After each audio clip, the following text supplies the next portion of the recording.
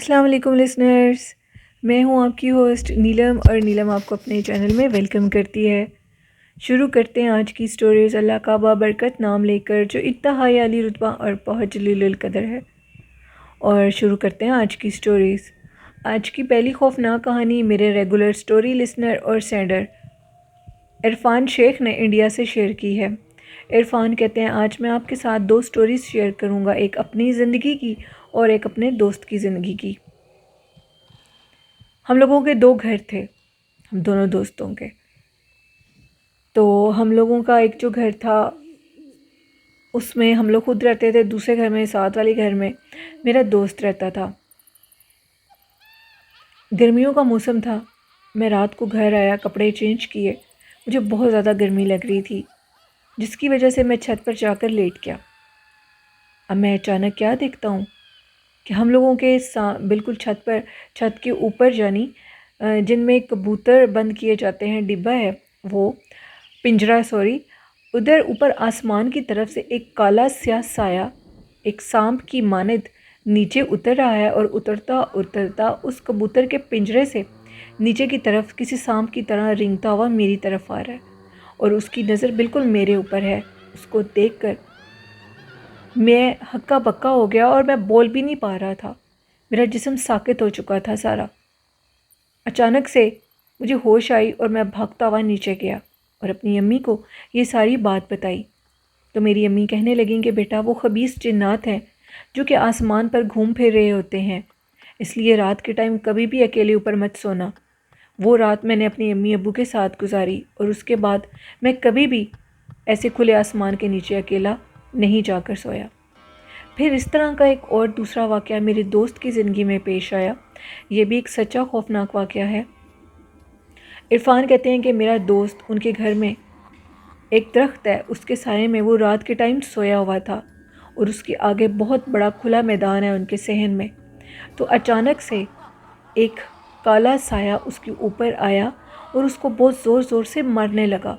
इतने ज़ोर से मारने लगा और फिर उसकी टांगों को खींचकर उस खाली प्लॉट की तरफ, यानी वो जो खाली सहन था उसकी तरफ घसीटता हुआ लेकर जा रहा था। मेरे दोस्त की ज़ुबान बंद हो चुकी थी, आवाज़ बंद हो चुकी थी। वो अपने सहन में अकेला लेटा हुआ था, रात के टाइम सो रहा था। तो अचानक से दिल ही दिल में उसने कुरान पाक की तिलावत की। जैसे ही उसने कुरान पाक की तिलावत की तो उस साये ने मेरे दोस्त को छोड़ा और वो भागता हुआ उसी खाली सहन की तरफ आगे चला गया। मेरा दोस्त बड़ी तेज़ी से वहाँ से भागा और अंदर अपने घर में जाकर गिर गया। सारी रात उसकी आवाज़ बंद रही। सुबह जब उसकी आवाज़ वापस आई तो उसने अपने घर वालों को वो सारी बात बताई। तो उन्होंने फिर उसको मना किया कि आइंदा तुम बिल्कुल इस तरह खुले सहन में अकेले नहीं सोओगे। ये दो खौफनाक वाक़यात थे मेरे और मेरे दोस्त की ज़िंदगी के, जो मैं आपके साथ शेयर किए हैं। बहुत शुक्रिया इरफान। और इरफान कहते हैं, मैं आपके सभी सुनने वालों को ये मैसेज देना चाहता हूँ कि कभी भी अकेले रात के टाइम सहन या छत पर मत सोएं। तो ऐसी जो मखलूक है। बढ़ते हैं आज की दूसरी खौफनाक कहानी की तरफ। ये स्टोरी शेयर की है मेरे साथ प्रकाश ने। प्रकाश कहते हैं, आज एक और खौफनाक वाक़या अपने गाँव का आपके साथ शेयर करूँगा। ये वाक़या मेरे गाँव का है। मेरे गाँव में आज से 30-35 साल पहले की बात है। बहुत बड़ा बरगद का एक पेड़ था। उस पेड़ के नीचे गांव के मुखिया जी बैठकर गांव वालों के मसले सुनते थे और फिर उनके हल निकालते थे और फैसला देते थे। अब मेरे जो गांव के मुखिया जी थे, उनके साथ एक अजीबोगरीब वाक़या ये पेश आया कि वो रात को किसी ख़ानदान का फ़ैसला सुनाकर घर वापस जाने ही लगे थे। वो सारे ख़ानदान वाले उठकर चले गए थे। तो अचानक से उनके पास 2 औरतें और 3 मर्द आए जो कि आकर अचानक से बैठ गए। सबसे बड़ी हैरानगी की बात ये थी कि वो 5-6 लोग हमारे गांव के नहीं थे और उन्होंने मुखिया जी से कहा कि हमारा एक बहुत बड़ा मसला बना हुआ है। मुखिया जी ने उनसे वजह पूछी कि किस वजह से मसला बना है और क्या मसला है, जिस पे उन्होंने कहा कि हमारे यहाँ कुछ लोग हैं जो कि हमारी जगह पर कब्ज़ा करके बैठ गए हैं। आपको भगवान ने काफ़ी शक्ति दी हुई है और आप लोगों के रूहानी तौर पर भी मसलों के हल निकालते हैं। आप हमें उस मसले का हल निकाल कर दें, यानी जो हमारी जगह पर कब्ज़ा करके बैठे हैं उनको उधर से भगाने में हमारी मदद करें। मुखिया जी पहले हैरान होकर ये पूछने लगे, सबसे पहले आप मुझे ये बात बताएं कि आप लोग आए कहाँ से हैं। मैं तो अपने गांव का मुखिया हूँ और अपने गांव के अलावा किसी के भी फैसले करने का हक मैं नहीं रखता। वो उन्हीं के गांव के मुखिया उन्हीं के गांव का फैसला करेंगे। जिस पे वो कहने लगे कि ये तो हम आपको बाद में बताएंगे, हम आपके गांव के ही रहने वाले हैं, कुछ अरसा पहले इधर शिफ्ट हुए हैं। अब मुखिया जी की ये बात हज़म नहीं हो रही थी उनको। वो कहते थे कि आखिर ये लोग हैं कौन। उन्होंने कहा कि पहले मुझे अपना तारुफ करवाओ, अपनी शक्लें दिखाओ, क्योंकि वो जो मर्द थे उन्होंने भी अपने चेहरे ढांपे हुए थे और औरतों ने भी निकाब किए हुए थे। वो कहते थे कि हमें अपना चेहरा दिखाने की इजाज़त नहीं है। खैर मुखिया जी ने कहा कि ठीक है, मैं तुम लोगों की बात को मानता हूँ और तुम लोगों की बात का फ़ैसला कल किया जाएगा, और जिन लोगों के साथ तुम लोगों की दुश्मनी है उनको भी लेकर आओ। अब वो सारे मुखिया जी को ये कहने लगे कि मुखिया जी हमें सुबह अपने मसले का हल लाजमी चाहिए। मुखिया जी ने कहा कि अब तुम लोग इधर से जा सकते हो, रात बहुत हो चुकी है। अब उन लोगों ने उनसे कहा कि पहले आप जाइए, हम आपका एहतराम करते हैं, आप बड़े हैं, उसके बाद ही हम जाएंगे। मुखिया जी उठे और उठकर चले गए।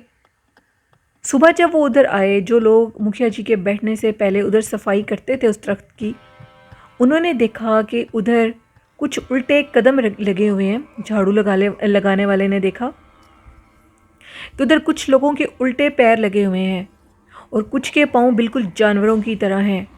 वो बहुत ज़्यादा डर गया और मुखिया जी के आने पर उसने ये सारी बात उनको बताई। अब मुखिया जी इस चीज़ को समझ चुके थे कि वो कोई जिन्नात हैं। अब सारे लोग उस मुखिया जी के साथ बैठे हुए थे, क्योंकि वो बहुत ज़्यादा जाप भी करते थे। प्रकाश कहते हैं कि उनके पास बहुत से जिन्नात भी थे। अब वो जिन्नात के 10 बंदे, जिनमें 6 से 7 ख़वातीन थीं और बाकी सारे मर्द थे, आकर बैठ गए और अपने मसले का हल उनसे पूछने लगे। और जिनके साथ उनकी दुश्मनी थी वो भी साथ आ गए।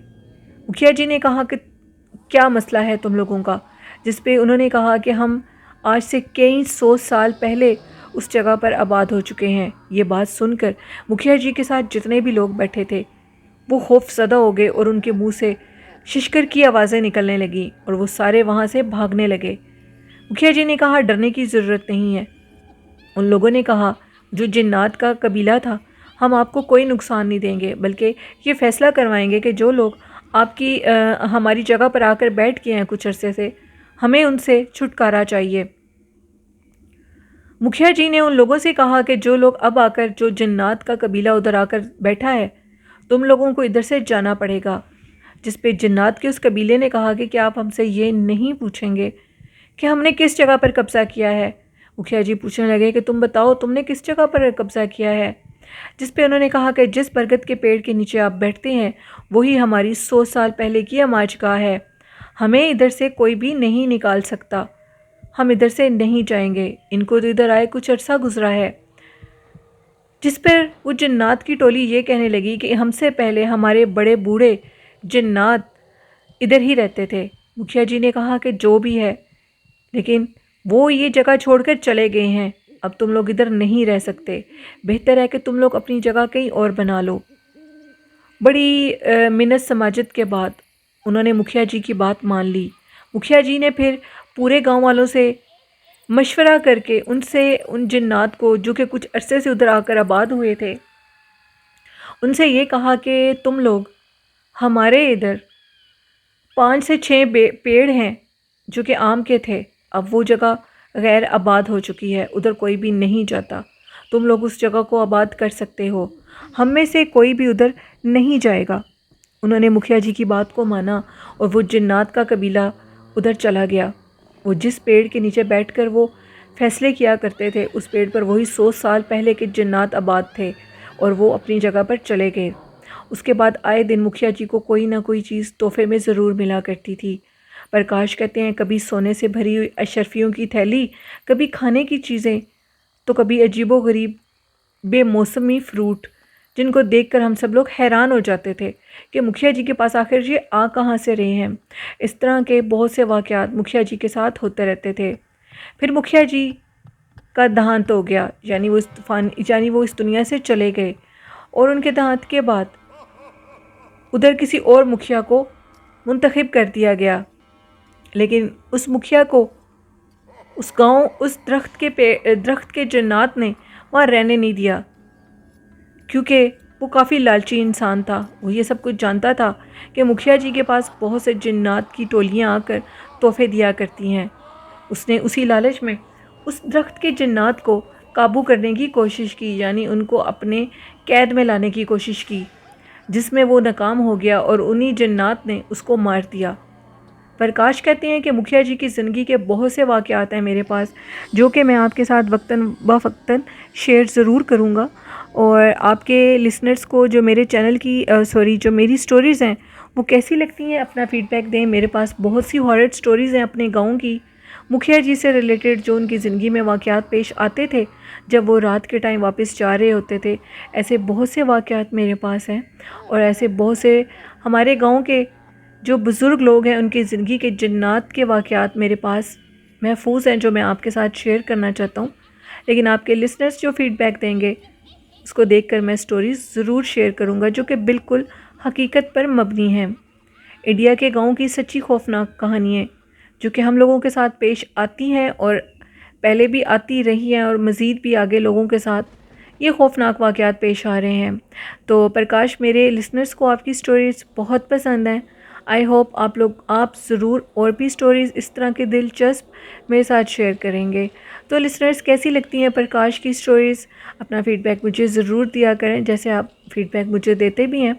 और आज का अच्छा मैसेज है कि अपने बड़ों का एहतराम करें और अपने वालिदैन से मोहब्बत करें, क्योंकि हमारे सबसे ज़्यादा मोहब्बत के हक़दार हमारे वालिदैन ही हैं। और अल्लाह पाक हम सब के वालिदैन की लंबी सेहत वाली ज़िंदगी अता करें, आमीन। और आखिर में ये कहना चाहूँगी, जिस तरह मेरे चैनल को सपोर्ट कर रहे हैं, इसी तरह चैनल को सब्सक्राइब करें, लाइक करें और शेयर करें, अगर आपको मेरे चैनल की स्टोरीज़ अच्छी लगती हैं। और आप भी खौफनाक कहानियाँ शेयर कर सकते हैं डिस्क्रिप्शन बॉक्स में मेरे ईमेल आईडी और फेसबुक आईडी पर, और कमेंट बॉक्स में भी। इसी के साथ अपनी होस्ट नीलम यासीन को इजाज़त दीजिए। मुझे और मेरे वालिदैन को दुआओं में याद रखिएगा। अल्लाह हाफ़िज़।